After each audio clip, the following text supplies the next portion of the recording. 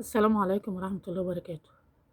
دلوقتي انتوا عمالين تقولوا الأسعار هريتونا بالأسعار نزلت.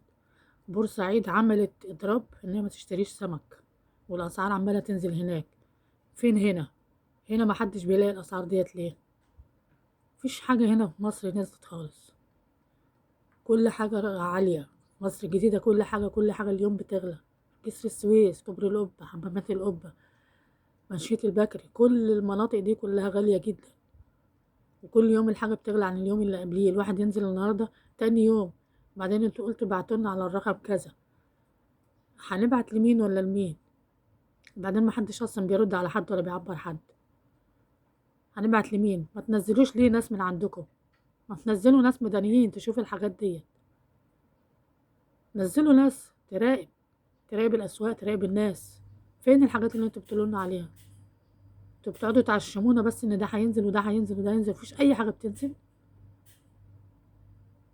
هنجيب منين يعني؟ لازم يكون في حل للناس دول، التجار الجشعين دول. انتوا بتسلمونا للتجار ولا ايه؟ طب احنا لما نعمل نضرب عن كل حاجة هناكل ايه طيب؟ بلاش ناكل بقى، بلاش ناكل احنا وعيالنا. لازم يكون في حل للناس دي. ولا في اسعار نزلت ولا اي حاجة نزلت خالص. كله غالي، خضار غالي، لحمة غالية، سمك غالي، كل حاجة غالية. والله العظيم ما عارفين نشتري اي حاجة. ايه ده؟ لازم يكون في حل للناس دي. لازم يكون في رقابة، ويكون في غرامات شديدة. اللي هيعلي كذا هياخد تدفع غرامة كذا. ما ينفعش الكلام ده، وتتنفذ الغرامة. اما فلوس الناس ما بتجيش الا بكده.